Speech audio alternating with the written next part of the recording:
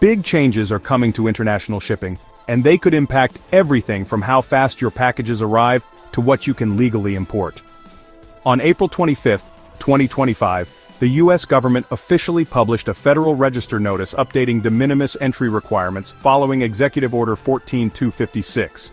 For carriers transporting international mail, and businesses relying on cross-border sales, these changes are a game changer. In today's video, we'll break down what's happening, what it means for businesses, carriers, and consumers, and how you can prepare. If you care about international trade, shipping, or just staying ahead of regulatory changes, you'll want to stick around. And if you find this information valuable, please like this video, subscribe to the channel, and leave a comment with your thoughts. It really helps us reach more people in the trade community. What is de minimis, and why it matters? De minimis shipments refer to low-value imports that can enter the United States without paying customs duties or undergoing formal entry procedures. Under current U.S. law, shipments valued at $800 or less qualify for this special treatment. The goal has always been to reduce the burden on businesses and Customs and Border Protection, or CBP, for processing small, low-risk imports. For consumers, de minimis makes it easier and cheaper to buy goods from overseas retailers. For businesses, especially small e-commerce sellers, it creates an accessible channel to reach U.S. customers without facing complex import procedures. However, in recent years, this system has come under intense scrutiny. Critics argue that foreign sellers have been exploiting de minimis rules to flood the U.S. market with low-cost goods, avoid tariffs, and undermine domestic industries. There have also been concerns about national security, counterfeit products, and illicit goods slipping through the cracks. These concerns led to political pressure to tighten de minimis regulations. And now, with Executive Order 14256 and the latest Federal Register notice, major reforms are underway. Executive Order 14256 Overview and Objectives. Executive Order 14256 issued earlier this year marks one of the most aggressive U.S. moves to reform de minimis entry practices in decades. The executive order directs federal agencies, primarily CBP and the Department of Homeland Security, to tighten oversight of low-value shipments entering the United States. The key objectives of EO 14256 are clear. First, to strengthen national security by preventing illicit goods from exploiting loopholes in de minimis rules. Second, to protect American businesses and workers from unfair competition created by duty-free imports. And third, to increase accountability among carriers, customs brokers, and businesses involved in cross-border shipments. Under the executive order, CBP was tasked with reviewing de minimis policies and publishing updated requirements to ensure that imports under the $800 threshold are legitimate, properly documented, and compliant with U.S. trade laws. The order also specifically called out the need for better data collection, risk assessment protocols, and partnership with private carriers who handle a growing share of these shipments. EO 14256 represents a turning point. Rather than viewing de minimis as a minor administrative category, the U.S. government is treating it as a significant trade and security issue, deserving of strict regulation. Federal Register Notice. New de minimis requirements. Following the executive order, on April 25, 2025, the Federal Register published detailed guidance outlining new requirements for de minimis shipments. Here are the key highlights. First, shipments claiming de minimis status must now include enhanced data elements at the time of importation. This means carriers and importers must provide complete and accurate information about the shipper, consignee, product description, country of origin, and value electronically before arrival. Second, CBP has clarified that aggregate shipments will no longer be allowed to circumvent the $800 limit. In other words, multiple low-value shipments sent to the same person or address on the same day may be aggregated and treated as a single entry, subject to full duties and formal customs processing if they exceed the threshold. Third, screening and targeting requirements for de minimis shipments have been expanded. Carriers are now expected to implement risk-based screening measures to identify shipments that may pose threats to national security, violate intellectual property laws, or otherwise fail to comply with U.S. regulations. Fourth, CBP has signaled that penalties for misreporting or non-compliance will increase significantly. Importers and carriers that fail to provide accurate data or improperly claim de minimis benefits could face fines, cargo holds, or even future suspension from using de minimis privileges. Finally, the Federal Register notice outlines that CBP will issue additional guidance over the next several months, including operational manuals and technical specifications for electronic data transmission. These changes mark a fundamental shift. De minimis shipments are no longer a regulatory afterthought. They are now a priority enforcement area. Carrier guidance for transporting international mail. Carriers transporting international mail, including express consignment companies like FedEx, UPS, DHL, and even the United States Postal Service, are now facing much stricter obligations under the updated de minimis rules. First, carriers must collect and transmit complete shipment data electronically before cargo arrival in the United States. This includes detailed sender and recipient information, full product descriptions, quantities, values, and the country of origin for each item. In the past, some small packages could move with minimal documentation. That will no longer be acceptable. Second, carriers are expected to implement new risk assessment protocols. They must develop internal systems to screen de minimis shipments for signs of non-compliance, fraud, or national security threats.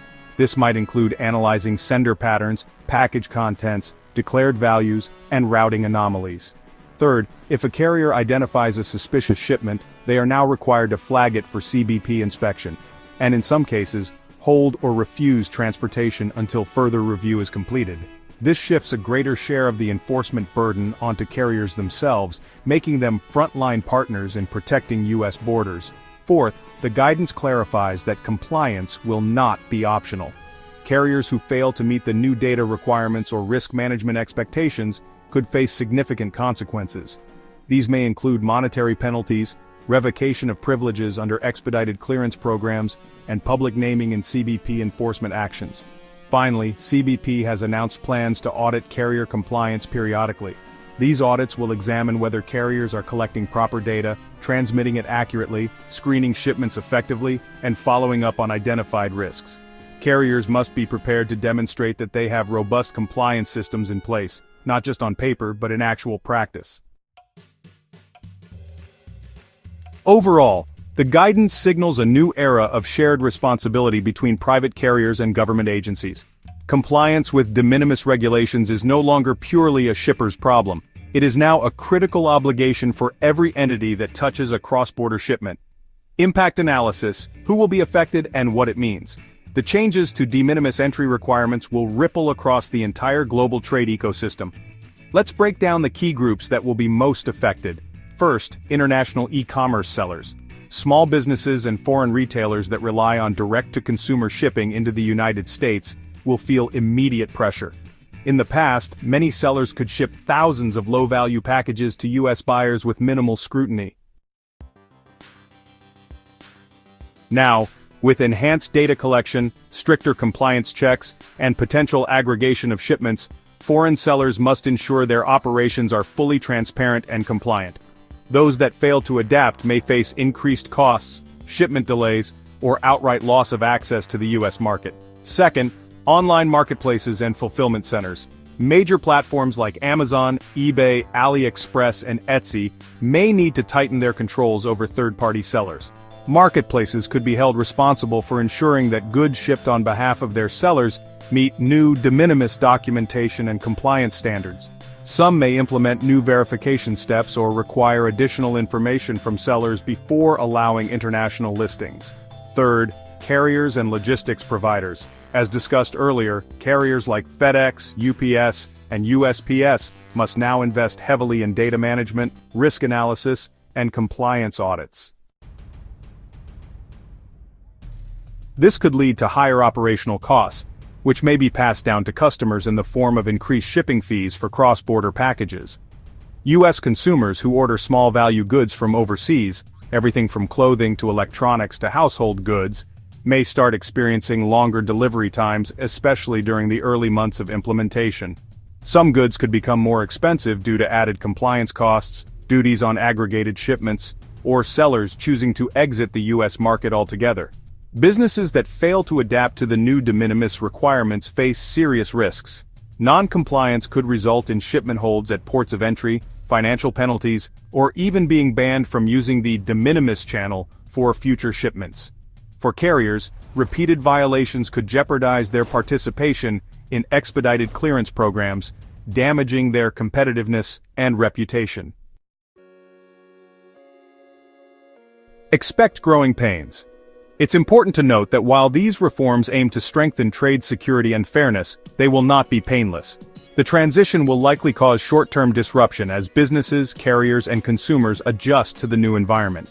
Clear communication, proactive compliance strategies, and investment in technology will be key to navigating this new era of de minimis regulation successfully. What to expect going forward? Timeline and future actions. The transition to the new de minimis requirements will not happen overnight. The Federal Register notice outlines a phased implementation timeline designed to give carriers, importers, and other stakeholders time to adjust. First, a 90-day transition period began immediately upon publication of the notice. During this period, CBP will focus primarily on education, outreach, and voluntary compliance. Carriers and importers are expected to upgrade their systems, train staff, and begin collecting and transmitting the required data elements.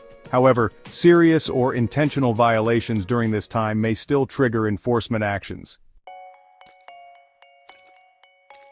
Second, full enforcement of the new de minimis rules is scheduled to begin on July 25, 2025. At that point, shipments failing to meet the enhanced requirements may be denied entry, assessed fines, or subject to additional scrutiny at U.S. ports of entry.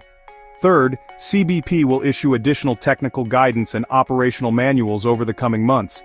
These resources will provide specific instructions for electronic data formats, risk assessment methodologies, and best practices for carriers and importers. Stakeholders are strongly encouraged to monitor CBP updates closely and participate in webinars or outreach sessions when available. Fourth, future rulemakings are anticipated. The Federal Register notice hints that this is only the first step in a broader effort to reform de minimis practices. Potential future actions could include lowering the de minimis value threshold, requiring importer of record numbers for shipments under $800, or expanding trusted trader programs for compliant businesses. CBP enforcement actions. CBP has made it clear that enforcement of de minimis regulations will become a top priority. Expect the agency to conduct audits, cargo examinations, and data validation exercises targeting both carriers and high-volume importers. Public enforcement actions, including penalties and naming non-compliant companies, may also be used to deter violations and encourage widespread compliance. Strategic recommendations. For businesses, carriers, and even consumers, the best strategy is to prepare early. Review your import operations and ensure all de minimis shipments are fully documented and accurately reported. Work with logistics providers to confirm they are ready to transmit complete data to CBP electronically. Stay informed by subscribing to CBP bulletins and attending available webinars on the new rules. Consult customs compliance experts if your business depends heavily on cross-border sales under the de minimis threshold. The bottom line: the de minimis landscape is changing dramatically.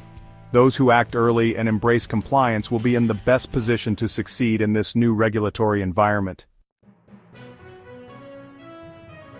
Thank you for watching. We'll continue covering the biggest updates in trade, shipping, and customs regulations to keep you informed and ahead of the curve. If you found this video helpful, please like this video, subscribe to the channel, and leave a comment sharing your thoughts or questions about the new de minimis requirements. And don't forget, you'll find links to all the key sources and official guidance in the video description. Stay tuned for more updates, and we'll see you in the next video.